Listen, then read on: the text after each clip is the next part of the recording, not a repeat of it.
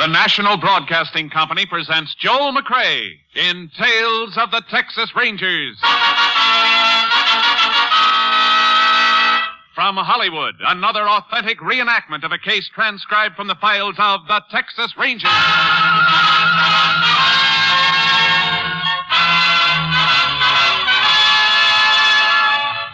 Tales of the Texas Rangers, starring Joel McCrea as Ranger Jace Pearson. Texas, more than 260,000 square miles, and 50 men who make up the most famous and oldest law enforcement body in North America.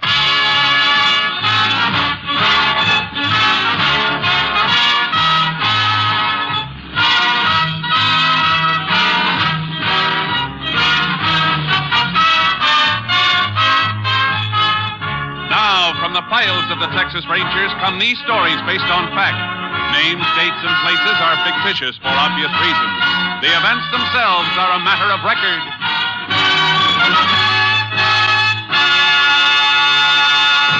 Case for tonight, Fugitive's Trail.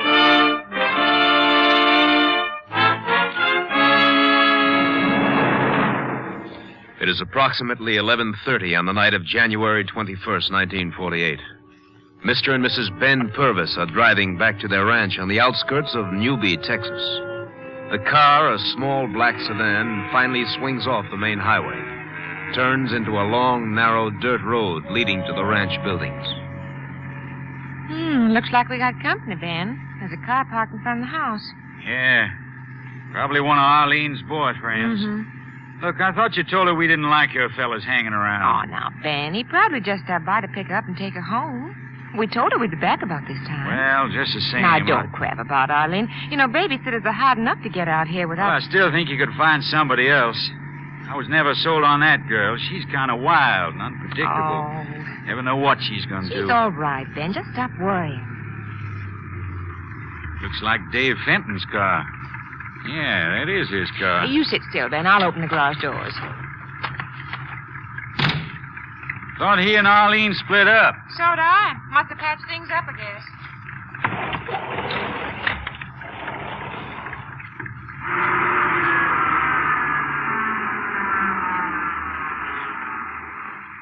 You got the plants Mrs. Sutton gave you? Right here. What sort of flowers they gonna be? Yellow. Miss Sutton told me the name, but I forgot. I think they look real nice alongside the house, they don't you? Yeah, I guess so. You know, Ben, I'm kind of glad we went over to see Miss Sutton tonight. Yeah, she's a real nice old lady. Sure held up fine at the funeral this afternoon. It's going to be hard on her for a while, though, poor thing. After all, she and Mr. Sutton were married almost 40 years. Now he's gone. Yeah. Well, Doc warned him to slow down after that last attack he had. But no, he wouldn't hear of it. Uh-oh, it sounds like our young'un's acting up. Well, he shouldn't be crying now if Arlene gave him his 10 o'clock bottle. He'd just like her to forget.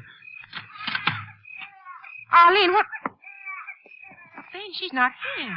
That's funny. Arlene? Probably in with the baby. Let's...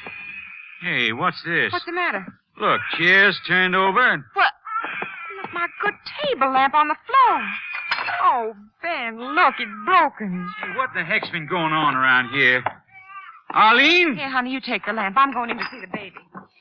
Arlene! Where is that fool girl anyway?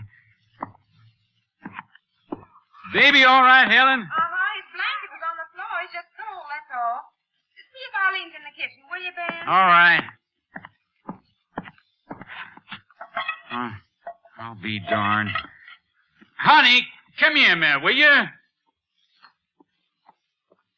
Arlene in here, Ben? No, look at this. What? Baby's bottle, full. Here's a warming pan. She didn't give him his feeding. Oh, I wonder where she is.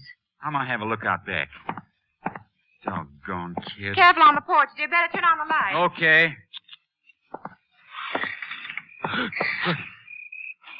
Lord. Ben? Ben? Ben, what's the matter? What? Ben, who is it? Young Dave Fenton. He's dead.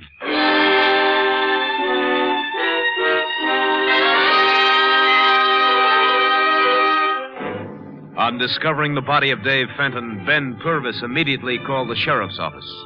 The sheriff put out an all-points bulletin for the Rankin girl and requested aid from the Texas Rangers. Ranger Jace Pearson was assigned, arriving at the Purvis Ranch shortly after 4 a.m. There's the body, Jace. Blast caught him right behind the ear.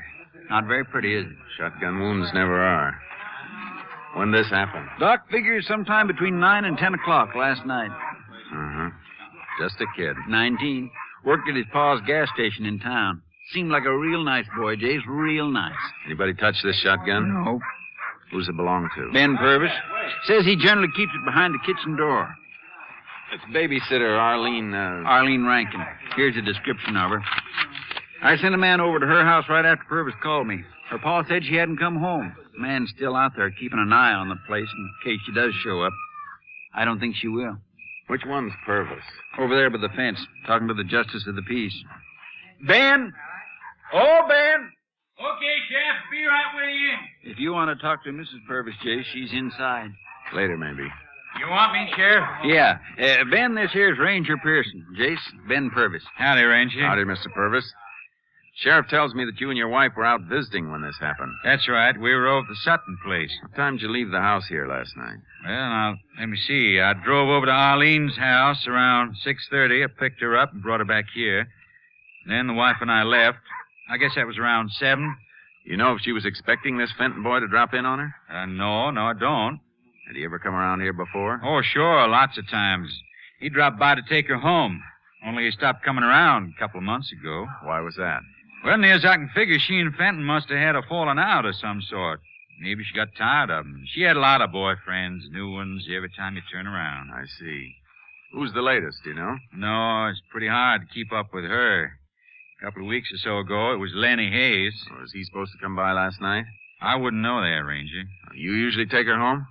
That's right, whenever there's no fella here to pick her up. You know, Jace, I figure that Fenton here got sore because she threw him over. They had a fight. She killed him and beat him. Yeah, it could have happened that way. And it could have been the reason why she didn't take Fenton's car. She'd been spotted too easy. That girl. Ain't surprised she'd pull a stunt like this at all. Not this gun of yours, Mr. Purvis. You always keep it loaded? Yes, sir, and it's usually sitting behind the kitchen door. Did Arlene know it was there? I don't see how she could have missed noticing it, Ranger. I want to take this gun with me, Mr. Purvis. Have the lab men check the fingerprints. Well, sure. Go ahead. All right, Sheriff. I guess the JP can take charge of the body now. Let's get moving. Anybody in mind you want to see? Yeah. Some of Arlene's friends. We'll start with the boy she's been going with lately, this Lenny Hayes. He lives over the drugstore. Oh, but let's see. It's after 5 now, Jace. He's probably on his way to work. Oh, where's that? Auction barn. He's sort of a general handyman there, tagging cattle, herding them around the place. All right. Let's look him up.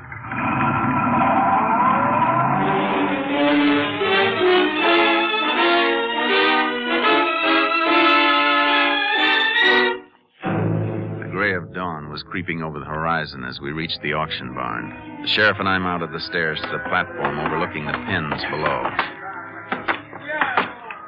You see Lenny Hayes anywhere, Sheriff? Yeah. Yeah, there he is, down there, coming along the runway. Lenny! Oh, Lenny! Yeah? Want to talk to you. Come on, Jace.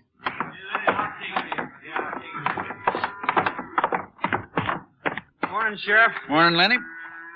I figured you'd be coming around. Oh, you heard what's happened. Yeah, This is Ranger Jace Pearson, Lenny. He wants to ask you some questions. sure. When'd you see Arlene Rankin last, Lenny? Yesterday afternoon at the Sutton funeral. Everybody in town was there, I guess. You talked to her? For a few minutes. I asked her to go to the basketball game at the school gym, but she couldn't. She'd already promised to sit for the Purvis folks. I see. What happened between Arlene and Dave Fenton, do you know? They just busted up, that's all. How'd he take it? Well, he could be pretty nasty when things didn't go the way he wanted. He called her up a lot after that, wanted to patch things up, but Arlene wouldn't have any of it. He got good and sore a couple of times. Do you think Arlene was frightened by him? Well, sure, the guy was crazy jealous and never knew what he might do. I see. Do you have any idea where Arlene could be right now? Nope, no idea at all. All right, thanks. Could I ask you something, Ranger? Yeah? Look, if Arlene did kill Fenton, it could have been self-defense, couldn't it? Maybe.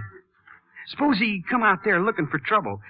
Couldn't she have picked up the gun to scare him away, not meaning to pull the trigger? And the gun went off accidentally. Is that what you're driving at, Lenny? Sure, why not? Well, in that case, she shouldn't have run away. Well, yeah, that was a crazy thing to do, I guess. But look, if she was to give herself up now, and if she could prove it was self-defense, an accident... Go on. Well, I mean, things would go easier on her, wouldn't they? Has Arlene been in touch with you, Lenny? Has she? Listen, Ranger, I don't want to get in any trouble, but... You won't if you tell the truth. Well, this thing is getting me down. I want to get it off my mind. If I told you where she is, would you give her a break? I'm not a judge. Where is she? She phoned me last night from Covington, from the bus depot. Covington, huh? Yeah, she said she was in trouble. Wouldn't tell me what it was. She said she needed money, and, well, I didn't have any. Not even enough to buy gas to drive over there. What'd you tell her? I told her I'd see if I could raise some, but, well, she hung up on me. What time did she make this phone call? Around midnight, a few minutes before. I remember because I was listening to the radio and the station signed off while I was talking to her. There's a bus comes through here around 10:30, and it pulls into Covington a little before midnight, Jace. That's the one she probably took. Come on, Sheriff. Let's head for Covington.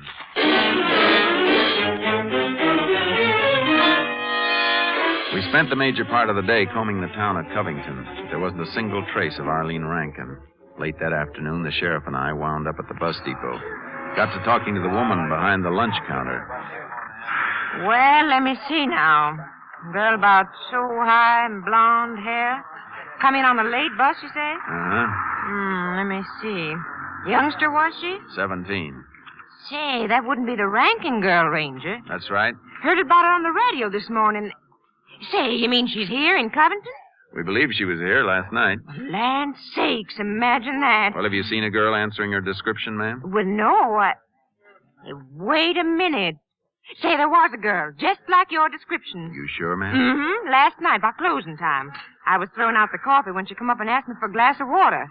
Girl about so high, real attractive. She act nervous or upset? She sure did. Oh, and say, she asked me where the Lowry place was at. That's Ned Lowry owns a hardware store. Ned Lowry. That's right. Him and his wife live down the street 3 blocks. Big white house on the corner. Want me to show you? No, thanks. We'll find it, ma'am.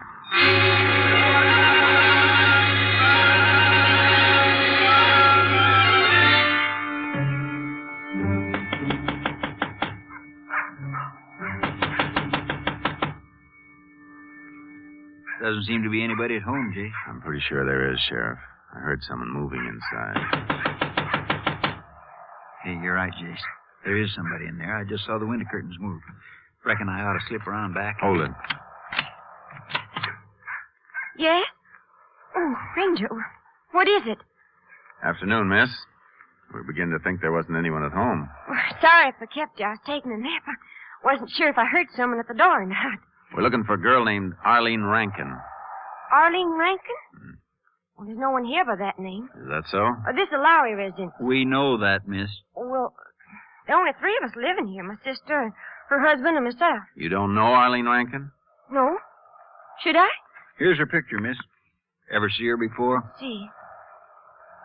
No, I never saw her before. Your sister and her husband at home? No, I'm alone. Mind if we come in? Well, no, but... We just want to look around. Sounds like it's in this room, Jace. There's no one in there. It's just... We'll have a look anyway, miss. Window shutter, Jace. Wind's banging it against the house. It's broken. Kept me awake half the night. Look, if you tell me what this is all about... That suitcase over there on the chair, miss. Who does it belong to? Well, that's mine. Yours, eh? Baggage tag here says Continental Trailways, Jace. That's how I got here, by bus. What's that, miss? I arrived last night, just here visiting my sister. What time did your bus get in last night? Oh, it was around midnight. You talked to anyone at the depot? No, I don't think I did. Are you sure? Wait, I did ask the woman at the lunch counter how to get here. I see. That lady back at the lunch counter sure has an imagination, Jace. Tell me, miss, did any other girl get off the bus when you did last night? No other girl. You positive? Yes, I think so. What do you make of that, Jace? Take a look at this photograph again, miss. You recall seeing this girl among the passengers? Well? No, I don't remember seeing her. Of course, the bus was crowded, and I really didn't pay much attention to the others on board. I see. Look, would you mind telling me what this is all about? No cause for you to worry, miss. Sorry we bothered you. Come on, Sheriff.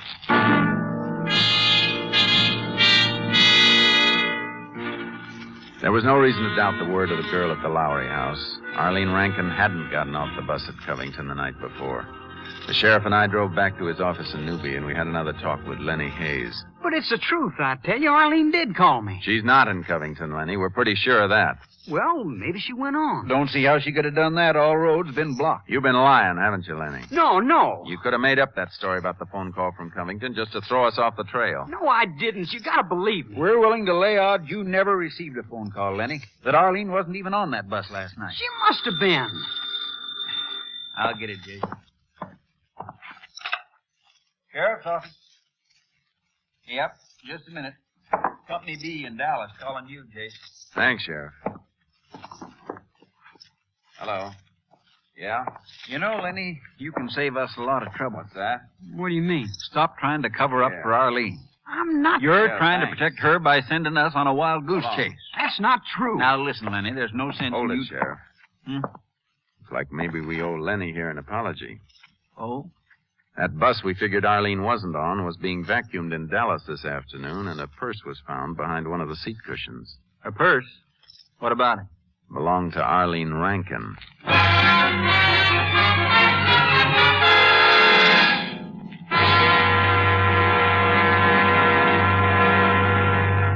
You are listening to Tales of the Texas Rangers, starring Joel McCrea as Ranger Jace Pearson.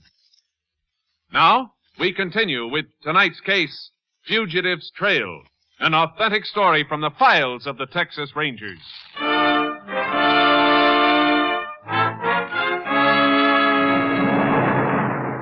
Finding Arlene Rankin's purse on that bus indicated we'd been wrong about Lenny Hayes. Yet the girl we'd talked to in Covington had been positive that Arlene hadn't gotten off the bus there the night before. I put in a call to the Continental Trailways Company and found out that the driver of the bus was due back in Newby in an hour. We were waiting at the bus station when he came in. Nope, I don't think I can help you, Ranger. You know what the Rankin girl looks like? Yeah, saw a picture of her in a Dallas paper this afternoon. You don't remember seeing her get off the bus anywhere along the line? Nope. Do you remember seeing her get on the bus here in Newby? Look, I picked up quite a load here last night.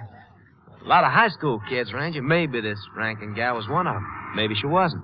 Didn't pay much attention. I just wanted to get rolling. In a hurry, were you? I was running behind schedule. See, ordinarily there's a 5-minute wait here. 1 cup of coffee. Well, I had 2. Oh? Basketball game, the high school gym went overtime, and, well, I didn't want to shove off. I knew most of the kids were counting on getting the bus. Wait a minute. You were late taking off? Oh, sure. Almost 10 minutes. What time did you arrive at Covington? Well, with all those stops along the way, I lost another 5 minutes. Didn't pull into Covington till 12:50. 12:15. Yeah? Jace? Yeah, Sheriff, yeah. All right, driver, thanks. Sure enough. Sorry I wasn't much help, Ranger. See you, Sheriff. Yeah. Kind of interesting, isn't it, Jace? If the bus didn't get to Covington until 12:15, how could Arlene have called Lenny from the bus depot there a few minutes before 12? Doesn't seem to add up, does it, Sheriff? Of course, Lenny might have got the time mixed up. I don't think so. He seemed pretty sure of it, you'd call. Yeah, that's right. He must have lied. We'll know about that for sure once we talk to the telephone company over at Covington.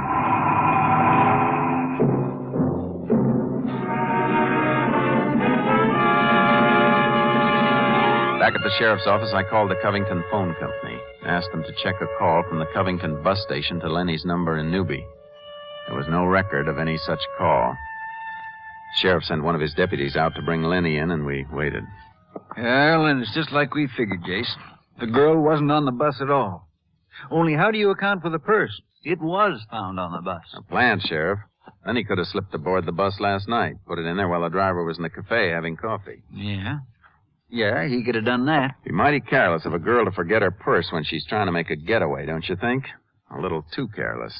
I won't say that thought hasn't crossed my mind, Jace. And you know, Sheriff, something else bothers me. It seems like Lenny went to an awful lot of trouble trying to cover up for the girl. Well, any kid who's as crazy about a girl as he is about I know, Arlene. but if he was really trying to shield her, he'd have done a lot better by keeping his mouth shut. He's been real cooperative. He's been working at it a little too hard. What are you driving at, Jace? Just a hunch, Sheriff. But if I can force Lenny into making a move, it might be in the wrong direction for him, but in the right direction for us. Yeah, hold it, Jace. Hello? Well, come on in, Lenny. Thanks, Charlie. Any news of Arlene? Not a sign of her yet. Well, Dallas is a pretty big place. The fact that her purse was found on the bus in Dallas doesn't necessarily mean she's there. She could have gotten off the bus anywhere along the line. Yeah, I guess so. Lenny, about this phone call you said you got. Still don't believe me, huh? Maybe you were mistaken. Maybe Arlene just told you she was calling from Covington. No, I heard the operator. She said it was Covington. I see. Well, we'll check with the phone company anyway just to make sure. Check with the phone company? But Arlene called me from a payphone. How can you check? Well, it doesn't make any difference. Phone company keeps a record of all long-distance calls. Didn't you know that? No, I didn't. Well, anyway, that isn't why I asked you to drop in, Lenny. We think you can help us. Mm-hmm. So what? We'd like you to talk to some of Arlene's friends. Maybe you can find out more than we have. Me? If you want to help us, don't you? You'd be helping Arlene. Well, sure I want to help. Well, then get to her friends. Tell them if they know something, they better talk up. You can get in a lot of trouble by withholding information. Yeah, I guess they can. Okay, that's all, Lenny.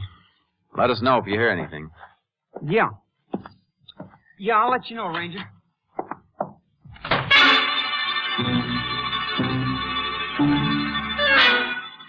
The sheriff and I waited a few moments after Lenny had left the office, and then we eased out into the street. We saw him get into his car halfway down the block and take off. In the darkness, we watched the taillight disappear toward the edge of town. We followed him. What's he up to, Jace? I don't know. That's the second time he's driven around the cemetery. Arlene wouldn't be hiding in there, would she? Look, he's turning onto the other highway now, heading south. Good. Maybe we can get a little closer, Jace. Lots more traffic on that road. He's speeding up. Suits me fine. At least we'll get to wherever we're going that much sooner.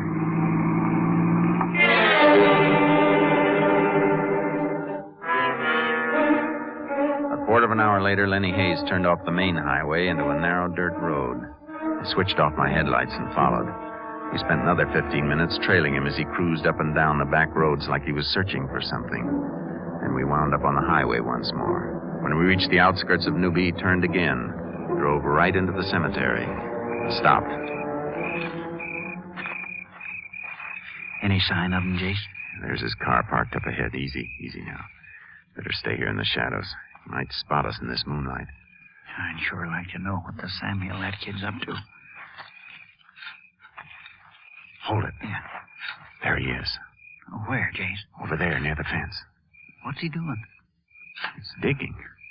Say, wait a minute. Look at the flowers over there, Jace. Pushed over to one side. That's Harry Sutton's grave. What's he doing digging around there? Freshly turned ground, Sheriff. If he's trying to hide something, he can do it quickly. Let's move up a little closer. Yeah. Here. This way around the hedge. Yeah. We'll move up behind his car.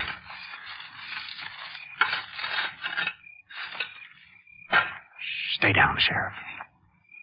What's he doing? Stop digging. He's coming this way, to the car.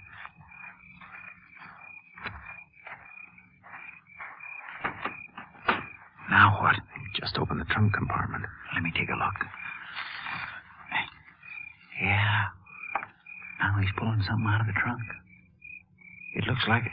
Even at this distance, there's no mistaking what he's dragging out of there. A body. I guess we can get him now, Sheriff. All right, Lenny. Stop where you are. Don't move. Huh? He's making a break for it, Jace. Let's go. This way, Jace. He's heading around back of the chapel. Hold it, Sheriff. Where the blazes did he go? I don't know. Listen, do you hear anything? Nope. Hey, wait a minute. I thought I saw something move over there behind that tombstone. Let's take a look. Wait. Circle around that way. If he is there, let's see if we can maneuver him in position so he'll make a break for his car. I'll be waiting for him. All right. Careful, though. He may have a gun. All right.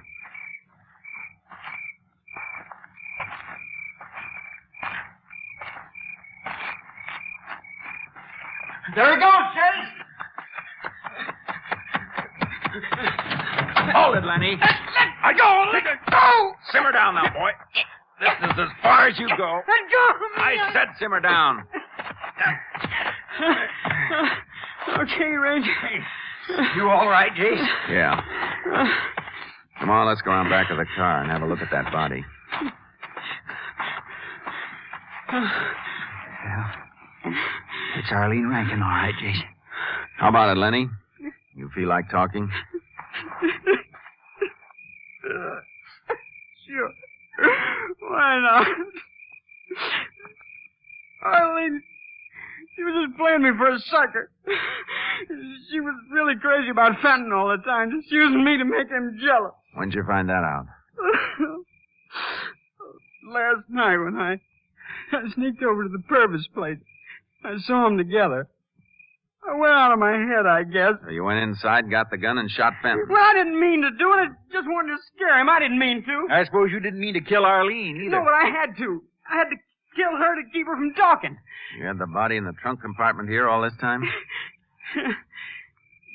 Yeah. I waited too long last night, trying to make up my mind what to do with it. Sheriff's men were all over the place looking for her. You thought you'd get away with making it look like Arlene had killed Fenton and run off, huh? I almost did get away with it. Yeah, almost. The penitentiary's full of people who almost got away with it, too. Come on, let's go.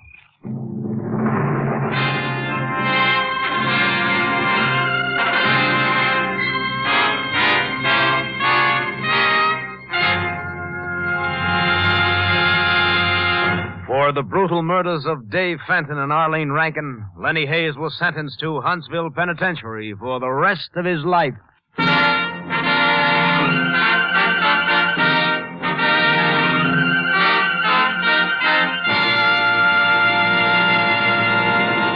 And now, here again is the star of our show, Joel McCrea. One day last year, we received a card from a little girl who wanted to be a Texas Ranger. She said she didn't have a horse, but she did have a mule and could ride. We learned last week that this same little girl was stricken with a serious illness and has been in bed all summer. When she heard our first show a few weeks ago, she asked her father to help her write a poem and send it to us. We'd like to read it. R is for Ranger, stalwart and strong. A for his aim that never goes wrong. N for his nerve, calm, steady, and sharp. G for his gun, never misses the mark. E is for effort, endurance in fight. And R for respect for the things that are right. Vanaloo, that's a fine poem, and it's deeply appreciated. Honey, you're going to get well, 'cause in spirit, you're a Texas Ranger. Next week, Joel McCrea in another authentic reenactment of a case from the files of the Texas Rangers.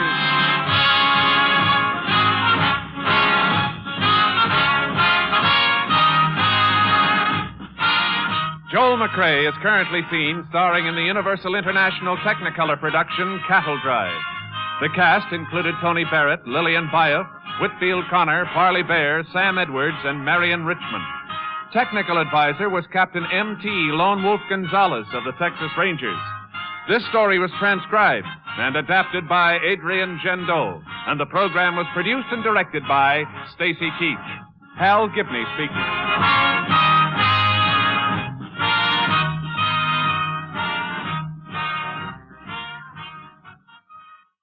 It's the Silver Jubilee on NBC. Sunday is your invitation to fine radio entertainment with The Big Show, Phil Harris and Alice Faye, and Theater Guild on the Air. Yes, hear all three on NBC.